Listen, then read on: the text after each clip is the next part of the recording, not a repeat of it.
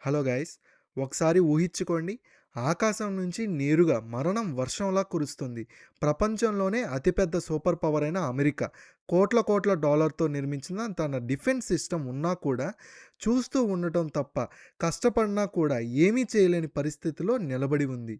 ఈరోజు మనం చెప్పుకోబోతున్నది ఒక సాధారణ మిలిటరీ అప్డేట్ కాదు. ఇది 21వ శతాబ్దంకి వచ్చిన అతిపెద్ద జియోపొలిటికల్ భూకంపం. రష్యా చివరికి అదే చేసింది. ఏళ్ల తరబడి పెంటగాన్, నాటో భయపడుతున్న ఆ అడుగు వేసింది. అధికారికంగా రష్యా ప్రకటించింది ప్రపంచంలోనే అత్యంత శక్తివంతమైన, భయంకరమైన, వినాశకరమైన తన న్యూక్లియర్ ఆయుధాన్ని RS-28 స్మార్ట్ని ఇప్పుడు కాంబోట్ డ్యూటీలో పెట్టేశారు. పశ్చిమ మీడియాలో దీన్ని శాటాన్ 2 అంటుంది. అంటే సైతాను రెండో రూపం. వాషింగ్టన్ డీసీలో గట్టిగా నిశ్శబ్దం ఉంది. డిఫెన్స్ ఎక్స్పర్ట్ ఒత్తిడిలో ఉన్నారు. ఎందుకంటే వాల్దిమిర్ పుటిన్ నేరుగా అమెరికా మిసైల్ డిఫెన్స్ షీల్డ్ని పనికిరాని బొమ్మలా చూపించాడని చెప్తున్నారు. అసలు ఈ మిసైల్స్లో ఏముంది, ఎంత ప్రత్యేకమంటే నాటో దేశాలు హై అలర్ట్లో వెళ్ళిపోయాయి. ఈ స్పెషల్ వీడియోలో ఆ భయంకరమైన టెక్నాలజీ గురించి పూర్తిగా విశ్లేషించబోతున్నాం. RS-28 స్మార్ట్ని కేవలం ఒక మిసైల్లా తీసుకుంటే అది ఈ శబ్దంతోనే అతిపెద్ద కమోడ్ అవుతుంది. ఇది కేవలం మిసైల్ కాదు, ఒక ఎగిరే కోట, ఫ్లయింగ్ పోర్ట్రస్ లాంటిది. దీని సామర్థ్యం వింటే నిజంగానే కాళ్ళ కింద భూమి జారిపోతుంది. ఇది ఒక super heavy intercontinental ballistic missile. దీని బరువు దాదాపు 208 టన్నులు. ఊహించండి, సుమారు 50కి పైగా ఏనుగులు గాల్లో ఎగురుతున్నట్టు, లేదా ఒక మొత్తం బోయింగ్ 747 విమానం ఆకాశంలో దూసుకెళ్ళినట్టు ఉంటుంది. కానీ అసలు భయం దీని సైజులో లేదు, దీని పేలుడులో ఉంది. ఇది తలకెత్తుకొని తీసుకెళ్లే శక్తిలో ఉంది. స్మార్ట్ ఒక్కసారి 10 నుంచి 15 భారీ అణు వార్ హెడ్లను తీసుకెళ్లగలదు. అంటే సూటిగా చెప్పాలంటే ఒక్క బటన్ నొక్కితే ఒక్క మిసైల్తో అమెరికాలోని 15 వేరే వేరే నగరాల్ని ఒకేసారి టార్గెట్ అయ్యే పరిస్థితికి వస్తుంది. ఉదాహరణకి New York, Washington, Los Angeles, Chicago ఒక్క క్షణంలో సమూలంగా నాశనమయ్యే ప్రమాదం ఉంది. నిపుణుల మాటలు చెప్పాలంటే ఈ ఒక్క మిసైల్లో ఉన్న ఎక్స్పోజర్ శక్తి ఫ్రాన్స్ లేదా టెక్సస్ లాంటి భారీ ప్రాంతం భూమి మీదే శాశ్వతంగా తుడిచివేయగలదని అంటున్నారు. ఈ మాస్టర్ మిసైల్ శైలిలో లాంచ్ ప్యాడ్ నుంచి ఎగిరే సమయంలో దాని గర్జన, కంపనాల వల్ల భూమే కదిలిపోతుందంట. కానీ అసలు భయం ఇప్పుడే మొదలవుతుంది. ఇది అమెరికన్ శాస్త్రవేత్తల నిద్రపోకుండా చేస్తున్న భాగం. మీరు అనుకుంటున్నారేమో అమెరికా దగ్గర ప్రపంచంలోనే అత్యాధునిక యాంటీ మిసైల్ సిస్టమ్ ఉందని. కానీ పేట్రియాట్, థాడ్, ఏజీసీ లాంటి సిస్టమ్స్ ఉన్నప్పుడు దీన్ని ఆకాశంలోనే ఎందుకు పేల్చలేకపోయారు? అదే అసలు ట్విస్ట్. స్మార్ట్ మిసైల్ ఒంటరిగా వెళ్ళదు. దీని వెంట అడ్వాన్స్ హైపర్సోనిక్ గ్లేడ్ వాహనాలు కూడా ఉంటాయి. స్మార్ట్ స్పేస్లోకి చేరుకోగానే ఈ గ్లేడ్లు వాహనాల్ని విడదీస్తుంది. అవి మాక్ 27 వేగంతో దూసుకెళ్తాయి. అంటే శబ్దం వేగం కంటే 27 రెట్లు వేగంగా. ఈ రేంజ్లో ప్రయాణిస్తుంటే దాని చుట్టూ ఒక ప్లాస్మా మేఘం ఏర్పడుతుంది. ఆ ప్లాస్మా రాడార్ తరంగాల్ని అడ్డుకుంటుంది. అందుకే ఇది రాడార్పై సరిగ్గా కనిపించదు. సాధారణ మిసైల్ సూటిగా ప్రయాణిస్తే, కానీ ఈ హైపర్సోనిక్ గ్లేడ్ వాహనం గాల్లో జిగ్జాగ్ మలుపులు తిరుగుతుంది. అదే ఆ మరణ నాట్యం. దాన్ని అడ్డుకోవడం దాదాపు అసాధ్యం. అమెరికన్ రాడార్ మిసైల్ దారి లెక్కించేలోపు అది టార్గెట్ను తాకి మష్రూమ్ క్లౌడ్ ఎగిసిపడే పరిస్థితికి వస్తుంది. ఫ్రెండ్స్, ఇప్పుడు నేను చెప్పబోయేది బహుశా చాలా న్యూస్ ఛానల్స్లో కూడా స్పష్టంగా చెప్పకపోవచ్చు. ఈ విషయం విన్నాక మీకే అర్థమవుతుంది ఎందుకు అమెరికా ఇంత ఒత్తిడిలో ఉంది. ఇక్కడి నుంచి వీడియో ఇంకా లోతులోకి వెళ్తుంది. కాబట్టి జాగ్రత్తగా వినండి. కేవలం శక్తి స్మార్ట్ని ఎదుర్కోవడం సాధ్యం కాదు.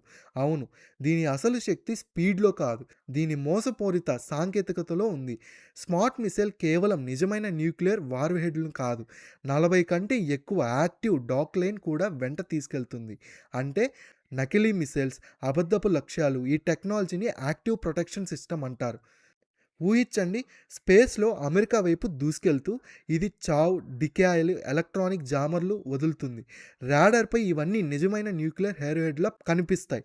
అంటే అమెరికన్ డిఫెన్స్ సిస్టమ్ పనిచేసినా కూడా వారి రాడార్ ఏది నిజం, ఏది నకిలీ అని గందరగోళంలో పడే పరిస్థితికి వస్తుంది. స్క్రీన్పై ఒకేసారి 50 టార్గెట్లు కనిపిస్తాయి. ఇప్పుడు అమెరికన్ డిఫెన్స్ కంప్యూటర్ మైక్రో సెకండ్స్లో నిర్ణయం తీసుకోవాలి. అసలు బాంబ్ ఏది, నకిలీ ఏది. తప్పుగా నకిలీని టార్గెట్ చేస్తే అసలు వారే ఇన్ఫ్రారెడ్ దారిని దాటి నగరాన్ని దాటేస్తుంది. ఇదొక హాల్ ఆఫ్ మిర్రర్స్ లాంటిది. ఎక్కడ శత్రువు గందరగోళంలో ఉండిపోతాడో అదే పాయింట్ వద్ద అమెరికన్ టెక్నాలజీ బలహీనపడుతుంది. ఈసారి రష్యా కేవలం టెక్నాలజీతో కాదు, స్ట్రాటజీతో కూడా అమెరికాను చెక్‌మేట్ చేయాలని చూస్తుంది. ఫ్రెండ్స్, కోల్డ్ వార్ కాలం నుంచి అమెరికన్ మొత్తం మిసైల్ డిఫెన్స్ సిద్ధాంతం ఎక్కువగా నార్త్ పోల్ వైపే ఫోకస్ అయ్యింది. ఎందుకంటే రష్యా ఎప్పుడు ఉత్తర దిశ నుంచే దాడి చేస్తుందని వాళ్ళు భావించారు. కానీ RS-28 స్మార్ట్‌ని ఉన్న భారీ రేంజ్ వల్ల ఇది ప్రపంచంలోనే అత్యంత పొడవైన పరిధి కలిగిన మిసైల్స్‌లో ఒకటిగా మారింది. ఈ రేంజ్ ఉపయోగించిన రష్యా ఇప్పుడు నార్త్ పోల్ కాదు, సౌత్ పోల్ మార్గం ద్వారా కూడా దాడి చేసే అవకాశం పొందింది. అమెరికన్ దక్షిణ వైపు మాత్రం దాదాపు ఓపెన్‌గా ఉంది. అక్కడ డిఫెన్స్ సిస్టమ్ తక్కువగా ఉన్నాయి. ఈ విధానాన్ని ప్రోక్షనల్ ఆర్బిటల్ బాంబిటెడ్ అంటారు. ఊహించండి, అమెరికా ముందు తలుపు దగ్గర గార్డులను పెట్టింది. కానీ రష్యా వెనక మాత్రం తలుపు దారి తీసుకొని వెళ్తుంది. రష్యా ఇప్పుడు వెనక తలుపు తట్టడానికి సిద్ధంగా ఉంది. పెంటగాన్ దక్షిణ దిశ నుంచి దాడి జరగదని అర్థమయ్యేలోపు ఈ గేమ్ ముగిసిపోయే ప్రమాదం ఉంది. ఇప్పుడు అసలు ప్రశ్న, ఈ పరిమాణం ప్రపంచాన్ని మరింత భయంకరమైన దిశగా మారుతుందా? స్మార్ట్ కాంబాట్ డ్యూటీలో రావడం ఒక స్పష్టమైన సాంకేతికత. సాధారణ యుద్ధం ఏదైనా కావచ్చు, కానీ న్యూక్లియర్ రంగంలో రష్యా ఇంకా తన ఆధిపత్యాన్ని చూపించాలని చూస్తుంది. పుతిన్ ఈ ఆయుధాన్ని ఇన్విజిబుల్ అజేవియన్ అని పేర్కొన్నారు. ఇంకా అమెరికా కూడా తన హైపర్సోనిక్ ప్రోగ్రామ్‌ని వేగవంతం చేస్తుంది.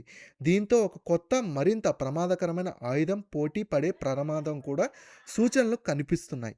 డిఫెన్స్ అనలిస్టులు మాటల్లో చెప్పాలంటే, స్మార్ట్ యుద్ధం మొదలుపెట్టడం కాదు, యుద్ధాన్ని అడ్డుకోవడానికి తయారు చేసిన ఆయుధం. కానీ ఆయుధాలు ఇంత శక్తివంతంగా మారినప్పుడు భయం మాత్రం ఎప్పుడూ వెంటాడుతూనే ఉంటుంది. ఫ్రెండ్స్, జియోపాలిటికల్ పరిస్థితులు ప్రతి గంటకి మారుతున్నాయి. ఈ శక్తి పోరాటం ప్రభావం మన దేశ, భారత్ సహా ప్రపంచం మొత్తంపై పడే అవకాశం ఉంది. కాబట్టి ఇదే రష్యన్ డుమోట్స్ ఆయుధాల ఆశ్చర్యకరమైన పూర్తి నిజం. ముఖ్యంగా ఆ డికోయ్ టెక్నాలజీ. దీనిని అడ్డుకోవడం దాదాపు అసాధ్యం. మీకేమనిపిస్తుంది? అమెరికన్ దగ్గర సాటాన్ 2 సరైన ప్రత్యామ్నాయం ఉందా? లేక ఈసారి పుతిన్ స్ట్రాటజీ గెలిచిందా? మీ అభిప్రాయం తప్పకుండా కింద కామెంట్లో రాయండి. ఈ విషయంపై మీరేమనుకుంటున్నారో తెలుసుకోవాలని ఉంది. ఈ వీడియో మీకు నచ్చితే, కొత్తగా అనిపిస్తే లైక్ చేసి సబ్స్క్రైబ్ చేసుకోండి. అలాగే ఈ వీడియో మొత్తం మీద మీకొచ్చే డౌట్‌ని కామెంట్ సెక్షన్‌లో చెప్పండి, డిస్కస్ చేసుకుందాం. సో మీరిచ్చే ఒక్క లైక్ నాకు ఎంతో సపోర్ట్‌గా ఉంటుంది. సో మీ ఫ్రెండ్స్‌కి షేర్ చేశారంటే వాళ్ళు కూడా మంచి ఇన్ఫర్మేటివ్ కంటెంట్ తెలుసుకుంటారు. సో ఇంతవరకు వీడియో చూశారు కాబట్టి చాలా థాంక్స్. నెక్స్ట్ వీడియోలో మళ్ళీ కలుసుకుందాం. అంతవరకు సురక్షితంగా ఉండండి, క్షేమంగా ఉండండి. జై హింద్.